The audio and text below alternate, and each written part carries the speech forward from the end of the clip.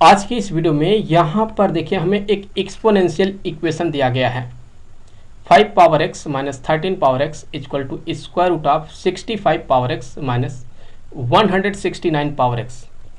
हमें इसको सॉल्व करना है और सॉल्व करके जो है यहाँ से हमें x का वैल्यू पता करना है। देखिए हम x का वैल्यू कैसे निकालेंगे। सबसे पहले ये जो आपको लेफ्ट साइड दिख रहा है इसको हम वैसे ही रखेंगे, लेफ्ट साइड को हम वैसे रखेंगे और राइट साइड को देखिए हम क्या लिखने वाले हैं। यहाँ पर राइट हैंड साइड को हम कुछ ऐसे लिख सकते हैं कि ये इक्वल है 65 को लिख सकते हैं हम 5 इंटू 13 पावर x माइनस 169 को लिख सकते हैं हम 13 इंटू 13 पावर x। अब देखिए, अब अगर हम यहाँ दोनों साइड का होल स्क्वायर कर देते हैं तो यहाँ हमने इस तरफ कर दिया whole square equal to right side में भी हमने कर दिया होल स्क्वायर। तो यहाँ पर भी हमने कर दिया होल स्क्वायर।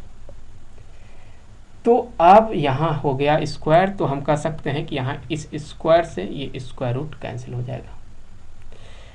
कैंसिल हो जाएगा तो लेफ्ट साइड वैसे रहेगा, लेफ्ट हैंड साइड, और राइट हैंड साइड को हम लिख सकते हैं 5 पावर x इंटू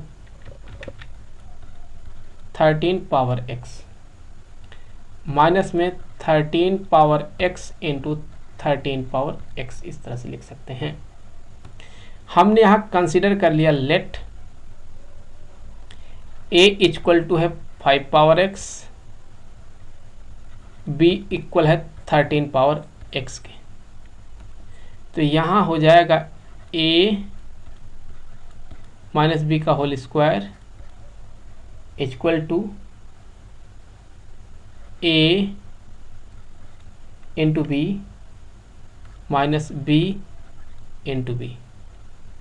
तो फिर यहाँ से a माइनस बी का whole square equal to A B minus B square. तो यहाँ a minus B equal to, यहाँ b कॉमन कर लें, a माइनस बी हो जाएगा। इसको दूसरे साइड में लाइए तो यहाँ से हो जाएगा a minus B minus B a minus B, जो कि इक्वल हो जाएगा 0 के। इसमें देखें तो हम यहाँ पर जो है कॉमन आउट कर सकते हैं। वैसे यहाँ स्क्वायर है, ये a माइनस बी को कॉमन आउट कर ले अगर, तो यहाँ बचेगा a minus B equal to 0, a minus B a minus 2b equal to 0। तो दो सिचुएशन दिखेगा आपको। यहाँ से देखिए, अगर a माइनस बी को 0 के इक्वल किया जाए तो a जो होगा a इक्वल हो जाएगा b के। a माइनस 2b को अगर 0 के इक्वल कर दें तो a जो होगा ये 2b के इक्वल हो जाएगा।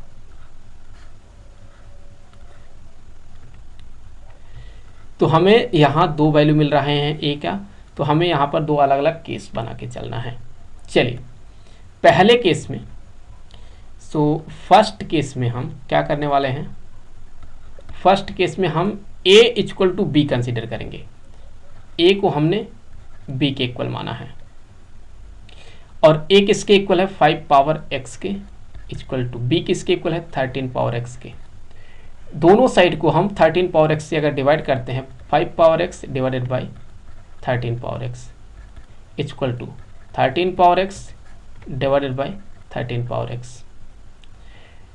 तो यहाँ से ये हो जाएगा, देखा जाए तो इसे हम लिख सकते हैं 5 divided by 13 whole power x equal to, ये तो यहाँ से कैंसिल होके कितना हो जाएगा 1 हो जाएगा।